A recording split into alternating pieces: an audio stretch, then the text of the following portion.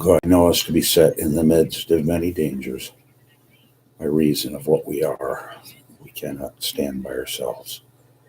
Grant to us strength, wisdom, discernment, the presence of your omnipotent spirit in enabling ways, the protection of your hand and angels, and support us through these days and nights, through the merits of Jesus Christ, our King, prophet, and priest.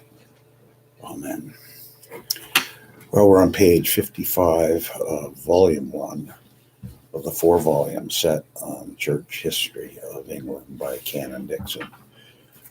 It's good, but it's got problems here and there, and we note those as we go. We're talking about Wolsey and preferment of the Praemunire charge against the clergy. He had Wolsey foreborn to urge any of the above pleas, which he might as justly have used then as the clergy now, and preferred to throw himself on the king's mercy. Of the king's mercy, he received some poor share during the year that he lingered on earth after his fall. But of the clergy, it may be said that through their composition with the king forestalled the full rigors to which they might have been exposed, yet the king probably extorted from them as much as he would dare to take if the legal process had been carried to an end. Wolsey died the month before this attack upon the clergy was opened. The foremost man of his age, the last of the great ecclesiastical ministers of England, in foresight and ability, at least, not the unworthy successor of the Beckets and the Langtons. He expired with words upon his lips which showed truly that he understood the true nature of the impending revolution.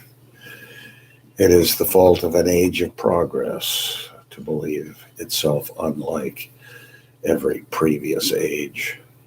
The notions and opinions which agitate the leaders of progress, there's his Whiggishness coming out, are by them believed to be discoveries which have never been made before, whereas in truth the elements of conservation and change have struggled together in every age, and revolution has always developed itself in the same manner.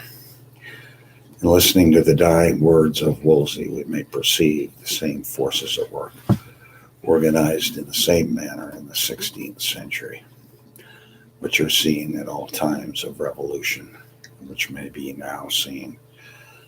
The attack upon the church first, the carelessness or amusement with which the temporal estates regard the struggles of the clergy to maintain themselves, as if the temporal estates and dignities would not be the next assaulted if the church were overthrown, and communism lurking at the bottom of all. There Dixon goes again.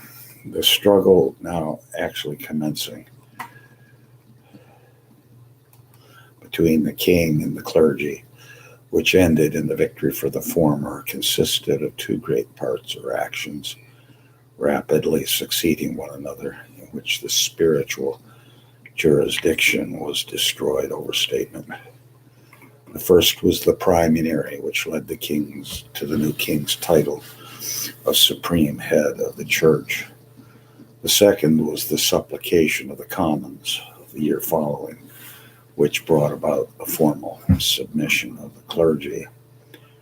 The history of the conflict has not been preserved with exact accuracy amid the fame of the victory, and the glory of the conqueror has been doubled by the singular process of detracting from the firmness and skills of the adversaries.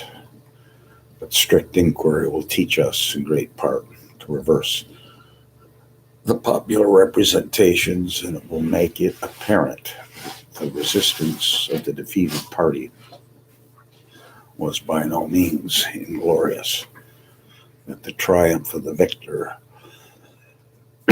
so far at least as words went, was not so complete as it is generally supposed, and that though the fruits of the victor passed to the stronger, the honors of the day remained with the weaker of the combatants. But before attempting this investigation, it's necessary to ascertain what was the object of the contention, what the position which the king and the clergy attacked and defended. Cromwell is reported to have told the king on one occasion that England was a monster having two heads. By this he meant, if he ever spoke the words, that the popes possessed a spiritual supremacy that was coordinate with the temporal supremacy of the king, and that the king possessed a temporal supremacy only. The illustration would have commended itself to a sovereign who from the beginning of his reign had shown the strongest inclination to aggrandize his prerogative at the expense of the liberties of both his people and his church. And this view of the case has been repeated in effect by many writers. It has been asserted that before the time of the king's supremacy, it was only temporal, and that was the object of Henry, to acquire the crown of spiritual supremacy, which had hitherto belonged to the Pope. But this notion, though now universal, is wholly modern, contrary to the truth. We must not be led by the term supremacy, which first began to be applied to the papal power in England after that power had been taken away.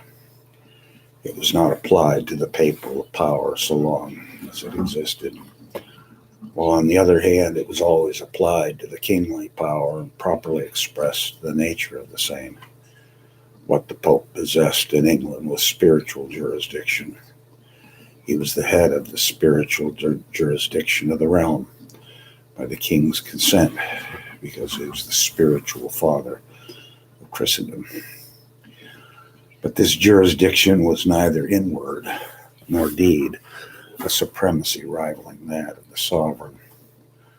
The sovereign was at all times head of the realm, both of the spirituality and the temporality, whether he or not he bore a title to express his spiritual supremacy. We disagree. Sometime he had borne titles which did express it. In the laws of Edward the Confessor, he was termed the Vicar of Christ, a title which seems as expressive as that which was taken by Henry VIII. The jurisdiction of the Pope had been limited by one statute after another, and that part of it which had been allowed to remain, the appeal in purely spiritual things, is matrimony, divorce, presentment, and right of tithes, was matter of grant from the temporal power. Hence the Pope might be termed the apostle in English law books. His see might be acknowledged, the see apostolic, by the English Church. The primate of all England might be a number of the legates born, without this jurisdiction making him coordinate with the head of the imperial realm. Papal jurisdiction or authority in spirituals was not the object of Henry's attack, but the liberties of the Church of England. The proof of this is, as the Pope's jurisdiction fell after the fall of all those liberties, not before it. The Pope's jurisdiction fell in consequence of the fall of these liberties, and they were not abridged, that it might be abrogated. At the time when Henry was attacking the clergy, he was acknowledging the Pope's jurisdiction in the amplest manner by suing before him. At the same time, when the clergy were defending their liberties, they professed themselves ready to renounce the obedience of the Pope. By both parties, therefore, the liberties of the Church were considered a different thing from the jurisdiction of Rome. The notion that the object of the one was to impugn and of the other to maintain the Pope in England falls to the ground. Were then the liberties of the Church themselves of a nature to endanger or enfeeble the proper supreme authority of the crown? This cannot be affirmed for the simple reason that they were matters of grant from the crown. The clergy of England, as accredited magistrates and ministers of the spiritual body politic, had been invested with certain privileges and immunities. They made spiritual laws and canons in their own assembly without the royal assent. They had privilege of sanctuary and privilege of clergy. They had considerable executive power. Such liberties as these had been granted and confirmed to them by the greatest English kings who held it to be the advantage of the realm that the church should be free. But every time that they'd been granted or confirmed, their true nature was declared, that there were concessions from the crown. Every time that the clergy petitioned the king to respect them, the same thing was acknowledged. They indeed claimed some of them by divine right. But the admission of the claim, like the admission of Christianity itself within the realm, lay with the prince. He refused it, indeed at his proper peril. But he might refuse it, and in the present instance did refuse it. Henry, therefore, cannot be said to have introduced a new principle into the English system. When he took away the liberties of the church, he took what his predecessors had granted. As the king could hardly hope to detain all the goods of the clergy in forfeiture under his allegation of Praemunire, it seems to have been intimated to them that a composition in money would be accepted. They, on the other hand, shrunk from a trial in King's Bench where, though they might have suffered in purse no greater loss than they were likely to sustain without a trial, they would have had every point strained to ensure their condemnation. A composition by money, therefore, was the solution which was most acceptable to both parties. And it was on this understanding that the clergy mustered to begin what that immemorial struggle with the crown, which is now to be recounted. The Convocation of Canterbury met January 21, 1531, not at St. Paul's, but in the chapter house of Westminster, as being a more convenient place. On this occasion, the abbot of the exempt monastery of Westminster put in a protestation that the meeting was to be without prejudice to the privileges of his house, which protestation was formally admitted by the archbishop. The king's spiritual subjects then proceeded to consider the situation in which they stood, as they decided to waive every plea and to accept the alternative of a fine, rather than risk certain condemnation in a crown court. They were resolved wisely to say nothing whatever about the Praemunire, but to vote their forfeiture in the usual manner of a subsidy or grant. The subsidies of the spirituality had been larger in proportion, granted with a better grace, and paid more regularly than those of the laity. They now resolved to pay, in the name of a subsidy, a fine which promised to gratify the royal cupidity, even if the amount were not already prescribed. 144,000 pounds, 8 shillings and 8 pence, payable in 5 years, was the offering which they made to the violated law. As the clergy of York followed May 4 with the grant of 18,840 pounds and 10 pence, the whole spirituality was mulcted in a sum nearly equal to 2 millions of our money. In the book or instrument in which they made this extraordinary concession or grant, they exhausted the language of flattery, while they avoided the least allusion to the real circumstances of the case. The cause of their benevolence they declared to be great and incomparable benefits of the king towards them, which required not only verbal thanks and praise, but also a spontaneous oblation of money. So great were the merits of His Majesty that they could be equaled by no praises, answered by no thanks, repaid by no services, much less recompensed by gifts. In former days, he had defended the universal church by sword and pen so mightily, so victoriously, that he had earned eternal fame and opened for himself a passage to the heavens. 1,000 foes, the Lutherans especially, had conspired against the church and clergy of England, and by books crammed with lies and bad language, sought to bring them to contempt with the people. But His Majesty, as the pious defender of the faith and of the church, had quelled their audacity by his labors, studies, counsels, monitions, edicts, and authority. This is historically problematic. This was wise in him, since the attack was not only on the church, but the prelates and against all princes. There was indeed a hypocritical pretense of religion. What a piece of rubbish this is. And following of the gospel. But the real design was to pull down the church and siege your possessions. They are willing that His Majesty should deem them ungrateful for all His benefits toward him. But the weapons of fear were employed in vain. It soon appeared that money would not satisfy the violated majesty of justice holy.